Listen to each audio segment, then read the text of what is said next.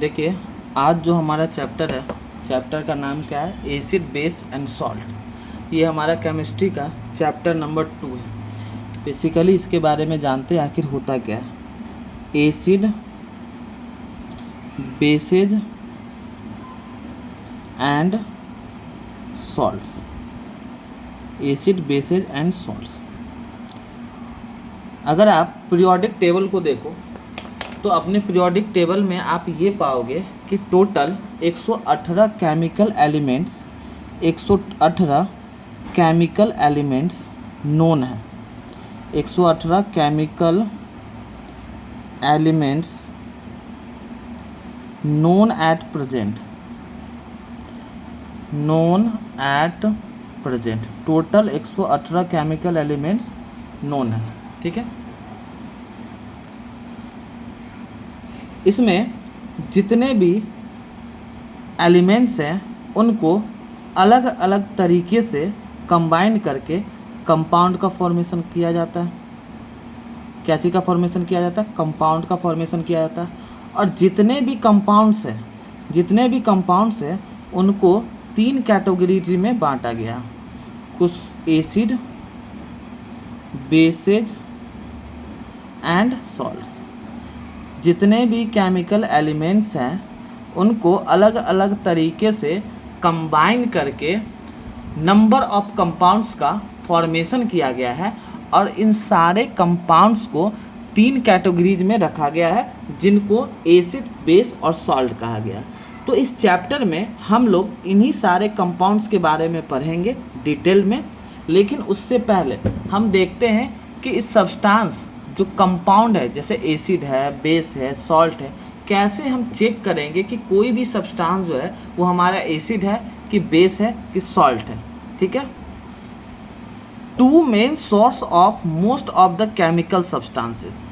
एक हो गया आपका एनिमल और प्लांट, और दूसरा हो गया mineral and rocks. Total 2 main source है केमिकल कंपाउंड्स के।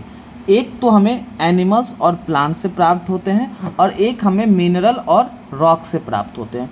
तो ऐसे केमिकल सब्सटेंस जो हमें एनिमल और प्लांट से प्राप्त होते हैं, जिनको हम लोग लिविंग भी कहेंगे, उसको हम लोग ऑर्गेनिक कंपाउंड कहते हैं। क्या कहते हैं? Organic compound. जबकि ऐसे जो हमें मिनरल्स और रॉक से प्राप्त होते हैं, इनको हम लोग इनऑर्गेनिक कंपाउंड्स कहते हैं। तो कंपाउंड्स जो हो गया, हमने अभी क्या बताया कि टोटल 118 एलिमेंट है। 118 एलिमेंट को अलग अलग तरीके से कंबाइंड करके लार्ज नंबर ऑफ कंपाउंड का फॉर्मेशन किया गया। और इनके केमिकल प्रॉपर्टीज के बेस पे जितने भी कंपाउंड हैं उनको 3 ग्रुप में बांटा गया, जिसको एसिड, बेस और सॉल्ट कहा गया। अगर हम बात करेंगे कि ये जो केमिकल सब्सटेंस है वो हमें कहाँ से ऑब्टेन होते हैं, तो ये इसके 2 मेन सोर्स आते हैं। एक तो हो गया आपका एनिमल्स और प्लांट्स, और जो अनदर सोर्स हो गया वो क्या हो गया? मिनरल और रॉक्स। कहने का मतलब एक तो हमें लिविंग थिंग से मिलता है, दूसरा हमें नॉन लिविंग थिंग से मिलता है। ऐसा केमिकल सब्सटेंस जो हमें लिविंग ऑर्गेनिज्म से प्राप्त होता है या एनिमल और प्लांट से प्राप्त होता है, उनको हम लोग ऑर्गेनिक कंपाउंड कहेंगे। और ऐसा ऑब्टेन्ड सब्सटेंस जो हमें मिनरल और रॉक्स या आप कह दो नॉन लिविंग थिंग से प्राप्त होता है, उनको इनऑर्गेनिक कंपाउंड्स कहेंगे। ठीक है, अगर हम बात करेंगे अर्लीस्ट क्लासिफिकेशन का, तो earliest classification inorganic compound including a large number of organic compound on the basis of their taste. किसके बेस पे पहले क्लासीफाई किया गया? टेस्ट के बेस पे। और टेस्ट के बेस पे ये जितने भी ऑर्गेनिक और इनऑर्गेनिक कंपाउंड्स हैं, इनको 3 भागों में बांटा गया है और उनको एसिड, बेस और सॉल्ट्स कहा गया। क्या कहा गया? एसिड, बेस और सॉल्ट्स। तो हम लोग बारी बारी से एक एक को डिटेल में पढ़ते हैं। एसिड की अगर हम बात करेंगे तो ऐसा सब्सटेंस जिसका सॉर टेस्ट हो। कैसा हो? सॉर टेस्ट मतलब खट्टा लगे। ठीक है, उसको हम लोग क्या कहेंगे? एसिड कहेंगे। और acid term derived from the Latin word acidus, जिसका मतलब क्या होता है? सॉर मतलब खट्टा। ठीक है, जैसे आपका लेमन जूस हो गया, आपका टोमेटो हो गया, आपका विनेगर हो गया, ये सारे क्या है? एसिड्स है। क्यों? क्योंकि इनका टेस्ट कैसा होता है? सॉर टेस्ट का होता है, खट्टा होता है। अगर हम बात करेंगे बेसेज का, तो ऐसा सब्सटेंस जिसका बीटर टेस्ट होता है और सॉपी टू टच होता है, इसको हम लोग क्या कहेंगे, बेसेज कहेंगे। और बेसेज जैसे आपका वॉशिंग सोडा, बेकिंग सोडा, ये सारे क्या हो गए, बेसेज। तो अगर हम बात करेंगे पीएच स्केल, जो कि हम लोगों को आगे पढ़ना है, पीएच का मतलब होता है पीएच स्केल, जो हम लोगों को आगे पढ़ना है। तो अगर हम पीएच स्केल एसिड की बात करेंगे, तो एसिड का पीएच स्केल का वैल्यू 0 से 7 मतलब लेस देन 7 होता है। और अगर हम बेसेज की बात करेंगे, तो बेसेज का पीएच जो होता है ग्रेटर देन 7 होता है। और पीएच स्केल पे जो नंबर होते हैं वो 0 से लेके 14 तक होते हैं, 14 तक होते हैं। और पीएच का फुल फॉर्म होता है पोटेंट ऑफ हाइड्रोजन, मतलब पावर ऑफ हाइड्रोजन। तो अब हम लोग आगे देखेंगे कि कैसे कैसे हाइड्रोजन के बेस पे on the presence of hydrogen या H+ ions in a substance we can categorize the substance as an acid, bases और सॉल्ट। ठीक है, नेक्स्ट है हमारा सॉल्ट। सॉल्ट की अगर हम बात करेंगे तो क्या कहेंगे कि ऐसा कंपाउंड जो एसिड और बेस के मिश्रण से बनता है या मिक्सचर से बनता है, उसको हम लोग क्या कहेंगे, सॉल्ट कहेंगे। मतलब सॉल्ट का जो फॉर्मेशन हो गया एक्चुअली में, जब एसिड और बेस आपस में रिएक्ट करते हैं, जब एसिड और बेस आपस में रिएक्ट करते हैं तो ये सॉल्ट का फॉर्मेशन करते हैं, सॉल्ट प्लस वाटर। और इस जिस रिएक्शन के द्वारा एसिड और बेस आपस में मिल के सॉल्ट का फॉर्मेशन करते हैं, इनको हम लोग न्यूट्रलाइजेशन रिएक्शन कहते हैं। जैसे एग्जांपल के लिए sodium chloride, copper sulphate, silver nitrate, calcium carbonate, ये सारे क्या हो गए, आपके सॉल्ट हो गए। इन सारे का जो फॉर्मेशन हुआ एसिड और बेस आपस में मिल के हुआ। जैसे आप देखो, अगर हम सोडियम क्लोराइड की बात करेंगे, तो सोडियम और क्लोरीन दोनों को मिलके क्या बना, सोडियम क्लोराइड बना। ठीक है, आगे हम लोग देखते हैं, अगर हम बात करेंगे सॉल्ट का, तो salt having taste similar to that of common salt. Common salt जो हमारे घरों में यूज होता है, जिसको हम लोग कहते हैं सॉल्टी टेस्ट का होता है। जबकि कुछ ऐसे भी सॉल्ट्स होते हैं जिनका अनप्लीजेंट टेस्ट होता है और इवन मे बी पॉइजनस। ठीक है, hence it is very dangerous to taste any chemical substances. इसलिए ये सजेस्ट किया जाता है कि आप किसी भी केमिकल सब्सटेंस को उसके टेस्ट के बेस पे आप कैटेगराइज नहीं करो, क्योंकि केमिकल सब्सटेंस में क्या होता है, जैसे एसिड का सॉल्ट टेस्ट होता है, लेकिन अगर मान लो धोखा से भी अगर आप स्ट्रॉन्ग एसिड को टेस्ट कर लेते हो, तो स्ट्रॉन्ग एसिड इतने खतरनाक होते हैं कि जैसे ही आप टेस्ट करने के लिए डालोगे, आपका पूरा क्या होगा, स्किन जल जाएगा और वो बहुत नुकसानदेह होता है। इसलिए ये कहा जाता है कि you are therefore advise never to taste any chemical substances. तो यहाँ से अब बात ये आती है कि अगर हम टेस्ट करके नहीं पता करेंगे तो आखिरकार कैसे पता करेंगे कि कोई भी सब्सटेंस जो है वो एसिड है या बेस है या सॉल्ट है। इसके लिए हमारे पास क्या है, इंडिकेटर्स। तो अगर हम बात करेंगे इंडिकेटर्स, तो इंडिकेटर्स किसको कहेंगे, और इंडिकेटर से रखिए तो एक क्वेश्चन आपका फिक्स है, 1 मार्क्स का एक क्वेश्चन आपको इंडिकेटर से 100% है कि आएंगे ही। तो आप इस टॉपिक को ध्यान से देखेंगे कि इंडिकेटर्स आखिर होता क्या है। तो हम क्या कहेंगे कि इंडिकेटर एक ऐसा केमिकल कंपाउंड होता है जो इंडिकेट करता है प्रेजेंस ऑफ एसिडिक, बेसिक और neutral substances either by change the colour और ऑर्डर। ठीक है, 2 प्रकार के इंडिकेटर होते हैं। इंडिकेटर कुछ ऐसे इंडिकेटर होते हैं जो अपने कलर को चेंज करके हमें ये बताता है, कि वो एसिड है, बेस है या सॉल्ट है। कुछ ऐसे भी इंडिकेटर्स होते हैं जो अपने ऑर्डर को चेंज करके, ऑर्डर बोले तो स्मेल को चेंज करके, ये हमें बताता है कि कोई भी सब्सटेंस एसिड है, बेस है या सॉल्ट है। ठीक है, तो हम लोग देखते हैं इंडिकेटर। इंडिकेटर को 2 प्रकार में बांटा गया है, एक होता है आपका विजुअल इंडिकेटर और दूसरा क्या होता है आपका olfactory indicator. Visual indicator जो भी होगा वो कलर को चेंज करके आपको बताएगा कि एसिड है कि बेस है या सॉल्ट है, और जो हमारा ओएल फैक्ट्री इंडिकेटर है ये हमें बताएगा स्मेल को चेंज करके। ठीक है, तो अगर हम बात करेंगे विजुअल इंडिकेटर, तो विजुअल में भी 2 प्रकार के होते हैं, एक नेचुरल इंडिकेटर होते हैं और एक सिंथेटिक। नेचुरल इंडिकेटर कहने का मतलब कि जो हमें नेचर से प्राप्त होते हैं, और दूसरा हो गया सिंथेटिक इंडिकेटर जो ह्यूमन के द्वारा या मैन के द्वारा बनाया गया।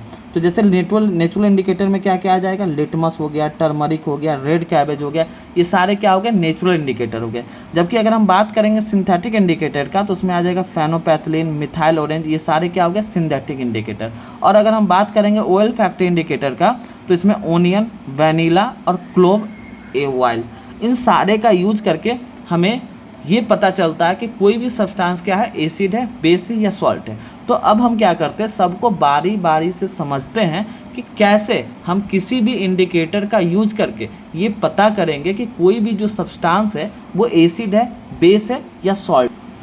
तो चलिए हम लोग देखते हैं लिटमस के बारे में। लिटमस क्या है, एक नेचुरल डाई होता है जो लीचेन नाम के एक प्लांट होते हैं उससे बनता है। और लीचेन जो हो गया एक प्लांट है जो किस ग्रुप में बढ़ता है, थैलोफाइटा ग्रुप का आता है। मतलब यहाँ से भी एक क्वेश्चन पूछेगा कि लीचेन प्लांट किस डिवीजन से बिलोंग करता है, तो आप क्या कहोगे, थैलोफाइटा। क्या कहोगे, थैलोफाइटा।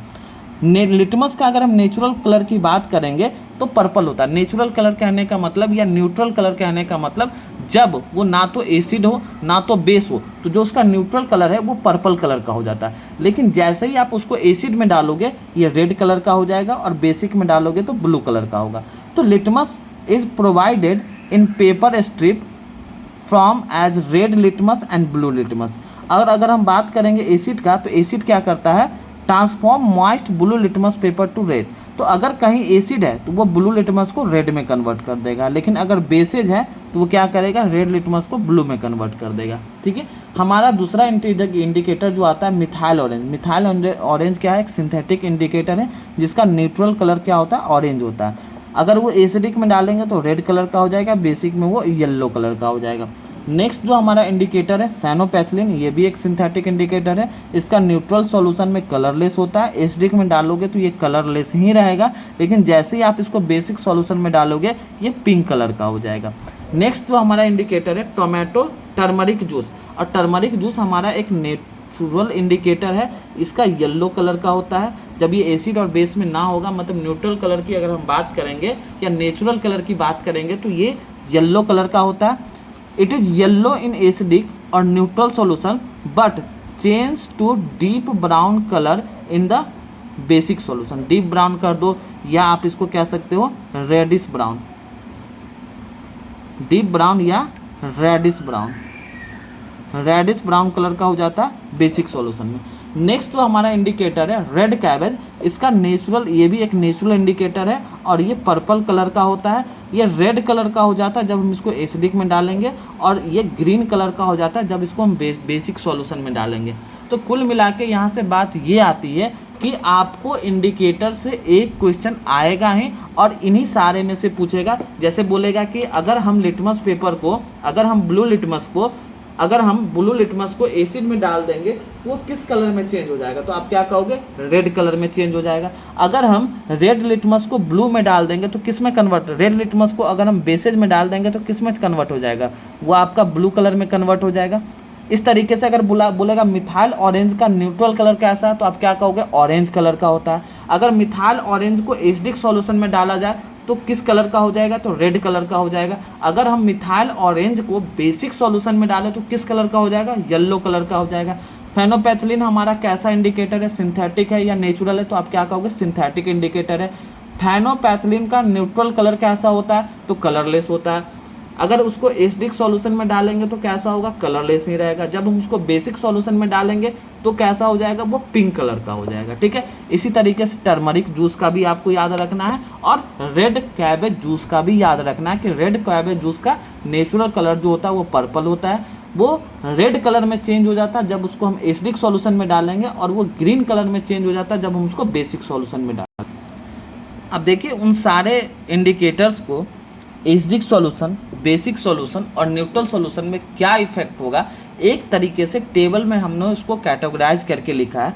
अगर हम बात करेंगे रेड लिटमस का, तो रेड लिटमस को अगर आप एसिडिक सॉल्यूशन में डालोगे तो कोई भी चेंज नहीं होगा, लेकिन जब आप ब्लू में डालोगे तो बेसिक सॉल्यूशन में डालोगे तो वो ब्लू हो जाएगा, और न्यूट्रल में भी क्या होगा, नो चेंज होगा। अगर हम ब्लू लिटमस की बात करेंगे तो एसिडिक सॉल्यूशन में वो रेड कलर का हो जाएगा, लेकिन अगर हम बेसिक सॉल्यूशन में डालेंगे तो ब्लू लिटमस पे कोई इफेक्ट नहीं होगा, और न्यूट्रल सॉल्यूशन में डालेंगे भी तो नो चेंज होगा।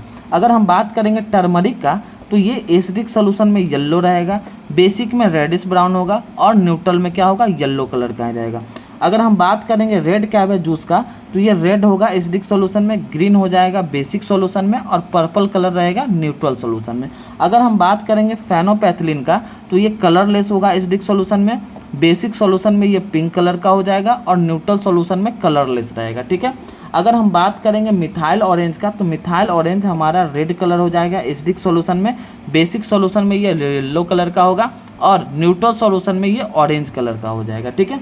आगे हम लोग देखते हैं, the indicators are use to test whether the some of the substances of daily usage given below, ठीक है। जैसे अगर हम बात करेंगे विटामिन सी, तो ये क्या हो गया, विटामिन सी जो टैबलेट होता है ये एसिडिक सब्सटेंस होता है। टोमेटो जूस जो हो गया एसिडिक सब्सटेंस हो गया, विनेगर जो हो गया एसिडिक सब्सटेंस हो गया, लेमन जूस जो हो गया एसिडिक सब्सटेंस हो गया। अगर हम ऑरेंज जूस की बात करेंगे वो भी एसिडिक सब्सटेंस हो गया। और अगर हम बेसिक सब्सटेंस को चेक करना जो हम अपने डेली लाइफ में यूज़ करते हैं, जैसे आप सॉप सॉल्यूशन को चेक कर लो।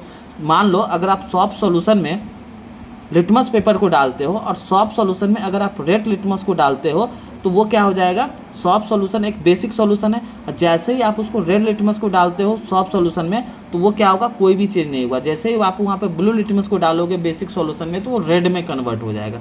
बात समझ में आया? ध्यान से इस सारे चीज़ों को आपको याद रखना है। आगे हम लोग देखते हैं olfactory indicator. Olfactory indicator क्या होता है कि कुछ ऐसे भी सब्सटेंस होते हैं जो अपने ऑर्डर बोले तो टेस्ट अपने टेस्ट को चेंज कर लेते हैं जब हम उनको एसिड या बेसिक सॉल्यूशन में डालते हैं। इसी को ओएल फैक्ट्री इंडिकेटर कहा जाता है। इसमें 3 के बारे में हम लोगों को पढ़ना है, वैनिला, ओनियन और क्लोव ऑयल। वैनिला, ओनियन और क्लोव ऑयल। अगर हम बात करेंगे ओनियन का, तो ओनियन के लिए हम ओनियन ऑर्डर स्ट्रिप का यूज करते हैं। इसका characteristic smell retain in acidic medium, लेकिन अपने स्मेल को वो चेंज कर देगा जब उसको बेसिक मीडियम में डालेंगे।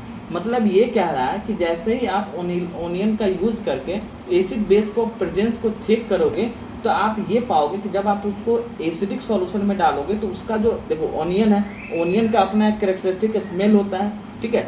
अब वो अपने स्मेल को चेंज नहीं करेगा जब आप उसको एसिडिक में डालोगे, लेकिन जैसे ही आप उसको बेसिक सॉल्यूशन में डालोगे वो अपने स्मेल को चेंज कर लेगा। दूसरा हो गया आपका वैनिला। वैनिला की अगर हम बात करेंगे तो इसका स्वीट स्मेल होता है एसिडिक मीडियम में, स्वीट स्मेल होता है एसिडिक मीडियम में, और बेसिक मीडियम में जैसे ही डालेंगे वो अपने स्मेल को चेंज कर लेगा। इसी प्रकार से क्लोव ऑयल हो गया, retain in acidic medium, lose their smell in basic medium, ठीक है। आगे जो दिया हुआ है कुछ नेचुरली अकरिंग एसिड के बारे में हमने लिखा, जैसे विनेगर में आपको यहाँ से भी एक क्वेश्चन पूछ देते हैं कभी कभी कि विनेगर में कौन सा एसिड पाया जाता है, तो आप क्या कहोगे, विनेगर में एसिटिक एसिड पाया जाता है, विनेगर में एसिटिक एसिड पाया जाता है। अगर हम बात करेंगे ऑरेंज का, तो ऑरेंज में सिट्रिक एसिड पाया जाता है, लेमन में भी सिट्रिक एसिड पाया जाता है, टेमराइंड में टर्टरिक एसिड पाया जाता है, टोमेटो में ऑक्जैलिक एसिड पाया जाता है, जो सॉर मिल्क या कर्ड हो गया उसमें लैक्टिक एसिड पाया जाता है, और एंट या नेटल स्ट्रिंग एक पत्ता होता है, एक पौधा होता है जिसको कहा जाता है नेटल लीफ स्ट्रिंग, इसमें मिथेनोइक एसिड पाया जाता है, ठीक है। ये सब बातें आपको याद रखने हैं।